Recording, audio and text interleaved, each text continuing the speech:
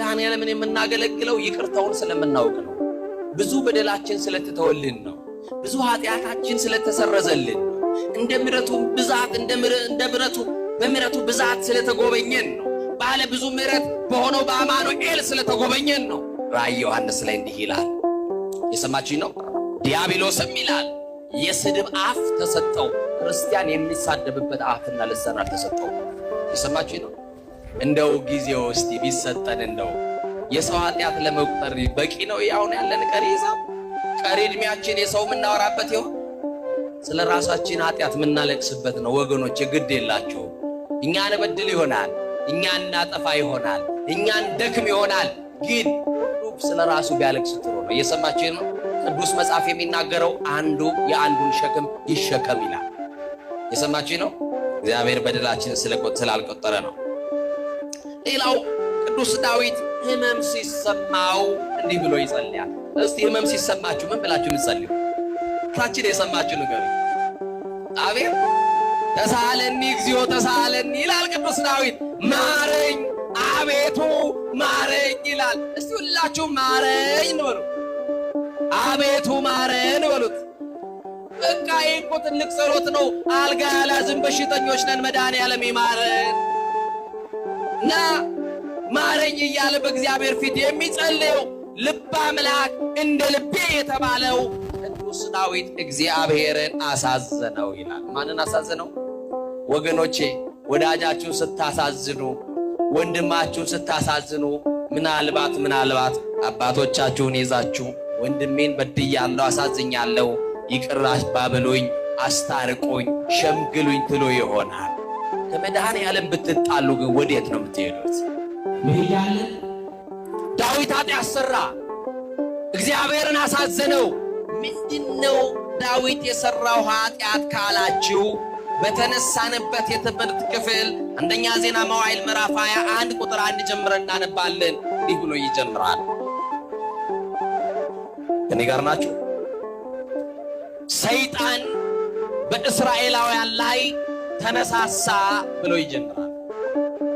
የታባቱ የመናት እስቲ ጥሩ ሰይጣን በሉስ በእስራኤላውያን ላይ ምን ነው ጥሩ ስላልኩ ፈራችሁ? በእስራኤላውያን ላይ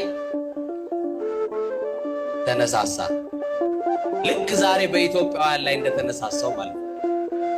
ልክ በአንድነታችን ላይ እንደተነሳሳ፣ በአብሮነታችን ላይ አመር ሊበትን እንደተነሳው፣ ሊከፋፍለን እንደተነሳው፣ ሊነጣጥለን እንደተነሳው፣ ፓርቲሽን እያካፈለ እንዳጣላን፣ ቋንቋችንን ሊያደበላልቅብን ዛሬ ኢትዮጵያውያን የድሮ ኢትዮጵያውያን ነን።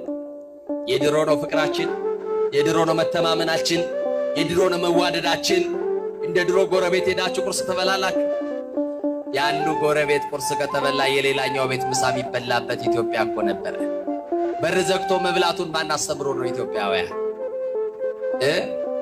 ሻክቶ የሚደፋ እህል ላይ ስስታም ያደረገን እንዴት ያለው አጋንንት ቢያገኘን ነው ወገኖች። እና ወገኖቼ ሰይጣን በእስራኤላውያን ላይ ተነሳሳ ካለ በኋላ ዝቅ ብላችሁ ስታነቡ ዳዊትንም ቀሰቀሰው ይላል። ልብ አድርጉ። ማንን ቀሰቀሰው? ማንን ቀሰቀሰው? ዳዊትን ቀሰቀሰው። በትጋት እያገለገለ ያለውን ለጥፋት ይቀሰቅሳል። ሰይጣን ክፉ ነው። ታማኙን ለተንኮል ይቀሰቅሰዋል፣ ለአድማ ይቀሰቅሰዋል። ሰይጣን ክፉ ነው። ጻድቁን ለዝሙት ይቀሰቅሰዋል። ሰይጣን ክፉ ነው። አሁን በዚህ መድረክ ላይ ስለ ሰይጣን እውቅና እየሰጧችሁ እንዳልሆነ ትረዱኛላችሁ። ሰማችሁኝ አይደል?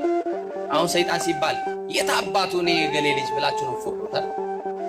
ሰይጣን ሲባል እኔ ማርያም ልጅ፣ እኔ የገልዬ ልጅ፣ በቃ በባዶ ፉከራ። ደርግ ትቶት በሄደው በአብዮቱ ዘመን ፉከራ ሰይጣን አይገለበጥም። ሰይጣን የሚገለበጠው፣ ሰይጣን የሚሸነፈው በአምልኮ በመድኃኔዓለም ፊት ለፊት ስንበረከክ። ለማን ስንበረከክ? ለማን ስንበረከክ? ለሥላሴ ስንበረከክ። አያችሁ፣ እንደ ተጻፈው እንደ እግዚአብሔር ቃል መኖር ያልቻለ ሰው ታዲያ ሰይጣን ላይ ምን ፉከራ ቢያወጣበት? በቴሌቪዥን መስኮቶች እያየን ዛሬ ውጉት እየተባለ ወጋ ነው እንደሚባል የሚወጋ ነገር የለም። እየሰማ ነው አይደል? ዳዊት ብርቱ ነው። ዳዊት እግዚአብሔር የወደደው እንደ ልቤ የተባለ ሰው ነው። የሰይጣን ዓላማ ምንድነው ካላችሁ ዳዊትን የቀሰቀሰው ለምንድነው ካላችሁ ከእግዚአብሔር ጋር ሊያጣላው የሰማችሁና ሊያጣላው የወንድሞች ከሳሽ የተባለው አቧላ ሐሰት የተባለው ሰይጣን ምንም እውነት የሌለበት የሐሰት አባት ሰይጣን ዳዊትን ቀሰቀሰው። ለርኩሰት ይቀሰቅሳል፣ ለዝሙት ይቀሰቅሳል፣ ሰው ለመግደል ይቀሰቅሳል፣ ለሐሜት ይቀሰቅሳል፣ ለጥፋት ይቀሰቅሳል፣ ለስርቆት ይቀሰቅሳል። ብቻ ዳዊትን ቀሰቀሰው። በጆሮው የሆነ ነገር ሹክ አለው። ሰማችሁ ይናራ በሉቃስ ወንጌል ምዕራፍ 19 ላይ በጣም የሚገርመኝ ቃል አለ። የክብር ባለቤት ለስም አጠራሩ ክብር ምስጋና ይግባውና መልአካችን መድኃኒታችን ኢየሱስ ክርስቶስ ደቀ መዛሙርቱ ተኝተው ያለ ቀሰቀሳቸውና እንዲህ አላቸው። ከኔ ጋር ናችሁ?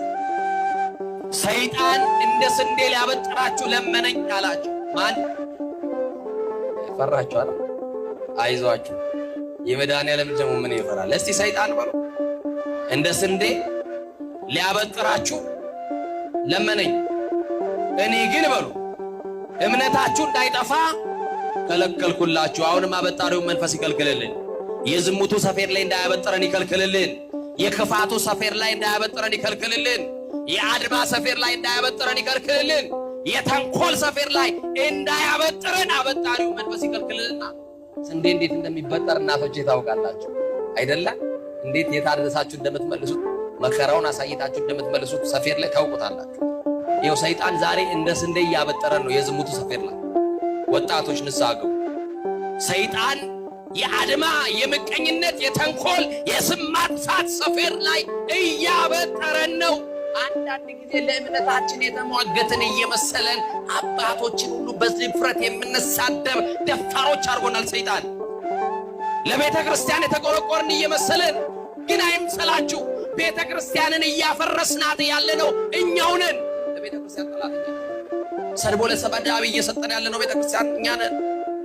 አችሁት የአባት እስኪሞት ድረስ በልቡ ይዞ በልቡ መቃብርነት ኃጢአታችሁን በሆዱ መቃብርነት ቀብሮ ይሞታል። የሰማችሁ ይኖር።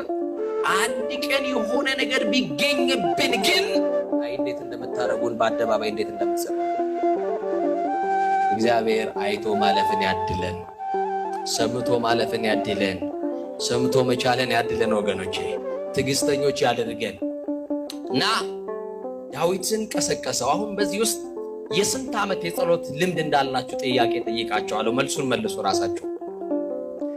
ንስሐ ከገባሽ ስንት ዓመት ሆነሽ? መቁረብ ከጀመርክ ስንት ዓመት ሆነ? ቤተ መቅደስ ገብተህ ማስቀደስ ከጀመርክ ስንት ዓመት ሆነ?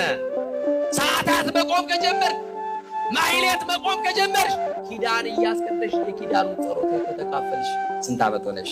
ጫማ ወልቆ ቤተ መቅደስ ከገባ ስንት ዓመት ሆነ? ሰይጣን የ7500 ምናምን ዓመት የውጊያ የተንኮል የክፋት ልምድ አለው። አሁን ማወራላችሁ እንደ ተራ የምታዩትን ሰማችሁኝ ነው። የስንት ዓመት ከቆጠራችሁት አዳምና ሔዋንን ካሳሳተበት የ7500 ዓመት የውጊያ የበረቱትን እንዴት አድርጎ እንደጣለ እናውቃለን። ታማኞቹን እንዴት አድርጎ እንደጣለ እናውቃለን። ደግሜ የምነግራችሁ ዕውቅና ለመስጠት አይደለም። አንቺ የ2 ዓመት እንደው የጸሎት ልምድ አለሽ ወይ ነው ሰይጣን ላይ። አንተ ትጋሃ ሌሊት አለ ወይ? ሌሊት ተነስተ መጸለይ ጀምረሃል ወይ? ውዳሴ ማርያሙን ገልጣችሁ የዕለት ውዳሴ ማርያም እናደርሳለን ወይ? በእግዚአብሔር ፊት ለፊት ኃጢአታችንን እያሰብን ነገረ መስቀሉን እያሰብን እናለቅሳለን ወይ? አያችሁ ፍጥረታችን ወገኖቼ። ጠላት ዲያብሎስ እንቅልፍ የሌለው የ7500 ዓመት የተንኮልና የውጊያ ልምድ አለው። እኔና እናንተ ግን የ1 ዓመት እንኳን የጸሎት ልምድ የለንም። ሰኞ የጀመረውን ውዳሴ ማርያም ማክሰኞ ላይ ቢዚ ነን ብለን እንከርነዋለን። ሮብ ላይ እንደዛ እንለዋለን። የሆነ ቀን ትዝ ሲለው ወይ ህመም ሲሰማን እንገልጠዋለን። አያችሁ ጠላታችን ዲያብሎስ ግን ቀንና ሌሊት እኛና እናንተን ከእግዚአብሔር ጋር ሊለያይ ይሰራል። ስለዚህ ነቅተን የምንጸልይበት ጊዜ ነው። እግዚአብሔር የሚያነቃቃው መንፈስ ለሁላችን ያደርጋል። ስለዚህ በአጭሩ የጸሎት ልምድ ከሌለን፣ የስግደት ልምድ ከሌለን፣ የምጽዋት ልምድ ከሌለን፣ በቅድስና ማንመላለስ ከሆነ ስመ ክርስትና እንጂ ሕይወተ ክርስትና የለንም ማለት ነው። ገብረ ማርያም እህተ ማርያም ተብለናል። ስሙን ይዘነዋል። ሕይወተ ክርስትና ግን የለንም። አያችሁ፣ ክርስትና በየበዓላት ጊዜ ለብሰን ኋላ ሳጥን የምንቆልፍበት የክት ልብስ አይደለም። ሁል ጊዜ የምናጌጥበት የሕይወት ልብስ ነው። ክርስትና ከዳኑ በኋላ የሚሞቱት ሞት አይደለም፣ ከሞት በኋላ የሚኖሩት ሕይወት ነው። ዳዊትን እንዲያርጎ ቀሰቀሰው። ይሄ ሕዝብ እኮ ያንተ ነው ብሎ ነገረው። ወገኖቼ እናንተ የማን ናችሁ? እናንተ የማን ናችሁ? በእጁ